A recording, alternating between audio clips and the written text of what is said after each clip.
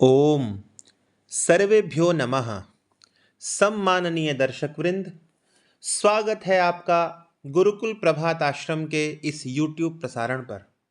आगे बढ़ने से पहले यदि आपने हमारे इस प्रसारण को, इस चैनल को सब्सक्राइब नहीं किया है तो कृपया सब्सक्राइब कर लीजिए और घंटी वाले चिन्ह को भी दबा दीजिए ताकि आप हमारी इस प्रकार की प्रेरणास्पद वीडियो को आगे भी देख पाएं। आदरणीय दर्शकगण, उत्तर प्रदेश के ऐतिहासिक नगर मेरठ में स्थित आर्य समाज मंदिर सदर के द्वारा आर्य समाज के संस्थापक परम ईश्वर भक्त महर्षि स्वामी दयानंद सरस्वती जी की जीवन गाथा नामक एक विशेष कार्यक्रम आयोजित किया गया, जिसका प्रसारण आर्य संदेश टीवी के द्वारा प्रायः 60 देशों में हुआ था। इस महनीय समारोह में गुरुकुल प्रभात आश्रम के कुलाधिपति परम श्रद्धेय पूज्य गुरुवर्य का ऋषि दयानंद की ईश्वर भक्ति विषयक संस्मरणात्मक विशेष व्याख्यान संपन्न हुआ, जिसमें श्रद्धेय गुरुवर्य ने भक्त तथा भगवान का संबंध तथा ईश्वर भक्ति की विशिष्ट व्याख्या स्पष्ट की है। आप सभी ईश्वर भक्त सज्जनों के समक्ष यह व्याख्यान यहाँ प्रस्तुत है। कृपया इसे श्रद्धापूर्वक सुने, चिंतन करें तथा प्रचारित भी करें। धन्यवाद। सभी आर्यजन मेरे साथ प्रणव ध्वनि का उच्चारण करेंगे बड़े उच्च स्वर से, अर्थात श्रुत स्वर में। श्रद्धा, निष्ठा और भक्ति के साथ 3 बार इसका उच्चारण करेंगे मेरे साथ।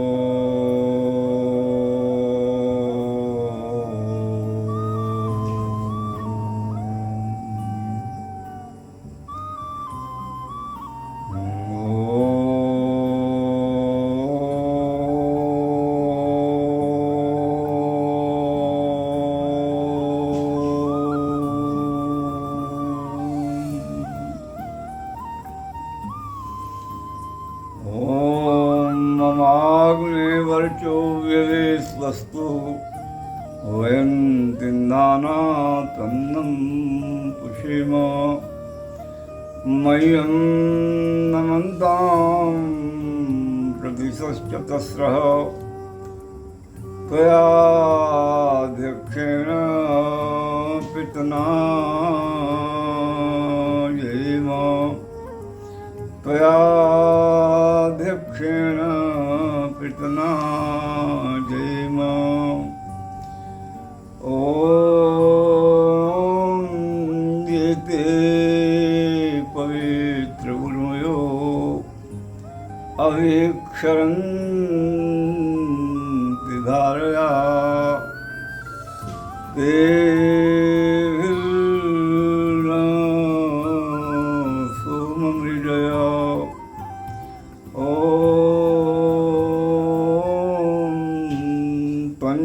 सोमनो वसो जीवात्मरामहे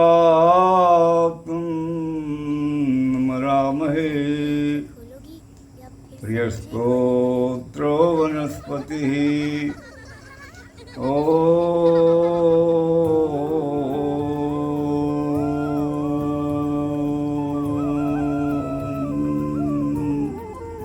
शांति शांति शांति।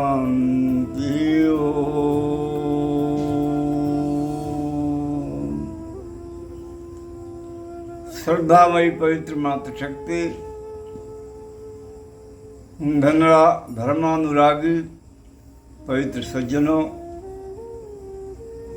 आचार्य ज्वलंत शास्त्री जी एवं अन्य वेदानुरागी सज्जनों,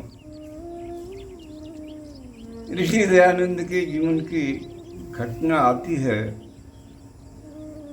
कि जब वो वेद प्रवचन के लिए मंच पर आते थे तो जैसा कि करते हैं सभी लोग, तो वेद मंत्रों का बड़ी श्रद्धा से वो उच्चारण करते थे और श्रद्धा और भाव विवल इतने हो जाते थे, श्रद्धा अपराध इतने हो जाते थे कि प्रार्थना करते हुए ही वे मंच पर बालक की तरह से रो पड़ते थे। जैसे बालक रोता है ऐसे ही, जैसे उनको परमात्मा प्रत्यक्ष दिखाई दे रहा है और उसके सम्मुख वो अपनी वेदना कही, अपनी प्रार्थना, अपनी इच्छा प्रस्तुत कर रहे हैं। और ऐसी स्थिति को देखते हुए एक बार तो उनके समर्थकों ने, आर्य समाज के लोगों ने कहा कि महाराज, आप मंच पर ही फूट फूट करके बालक की भांति रोने लगते हैं। आप जैसा ज्ञानी व्यक्ति ऐसा करता है, ये तो कोई उचित नहीं है। तब उन्होंने कहा कि अरे, इतना बड़ा कार्य मैंने जो ले रखा है सुधार का, आखिर मुझे शक्ति चाहिए, तो मैं शक्ति किससे मांगूं? उसके सिवाय और मेरा कौन है?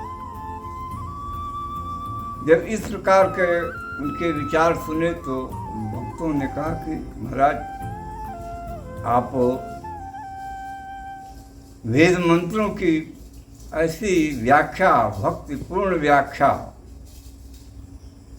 कुछ ऐसे मंत्रों की कीजिए जिसको कि पढ़ करके सभी लोग लाभान्वित हों, सभी उससे परिचित हों। तब उन्होंने इसे सहर्ष स्वीकार किया और आर्याभिविनय नाम की पुस्तक की रचना का संकल्प लिया और कुछ मंत्रों की व्याख्या उन्होंने उसी भावपूर्ण भाषा में व्याख्या की जिसका पहला मंत्र है। वैसे ये आर्याभिविनय 2 भागों में विभक्त है, पूर्वार्ध और उत्तरार्ध। पूर्वार्ध जो है उसमें 53 मंत्रों की व्याख्या है और उत्तरार्ध में जो है 55 मंत्रों की व्याख्या है। अर्थात संपूर्ण ग्रंथ में 108 मंत्रों की व्याख्या है।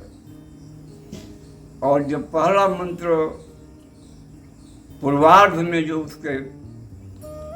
उसकी व्याख्या करने से पहले लिखते हैं और व्याख्या पहले मंत्र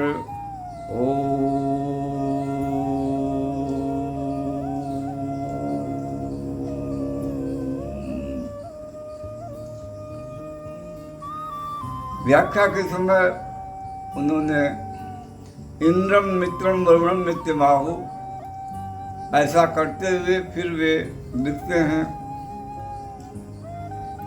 कि हे परमात्मा, आप जगदाधार हैं और उस मंत्र की व्याख्या में पहले मंत्र जब वो बोलते हैं तो मंत्र के बोलते समय सर्वप्रथम उन्होंने जिस मंत्र की व्याख्या की वह मंत्र क्या है? शन्नो मित्र शं वरुणः सन्नो होत्परिमा शन्न इंद्रो बृहस्पतिः शन्नो विष्णु रुरुक्रमः।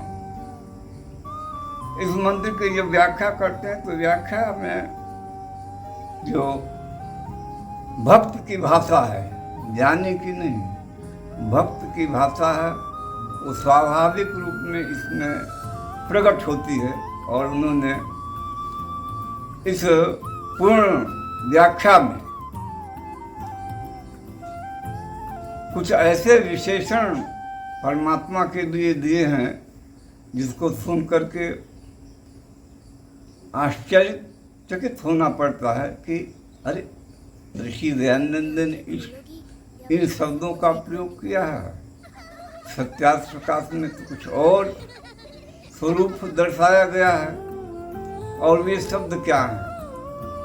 एक शब्द है कि पतित पावन, पतितों को पवित्र करने वाले।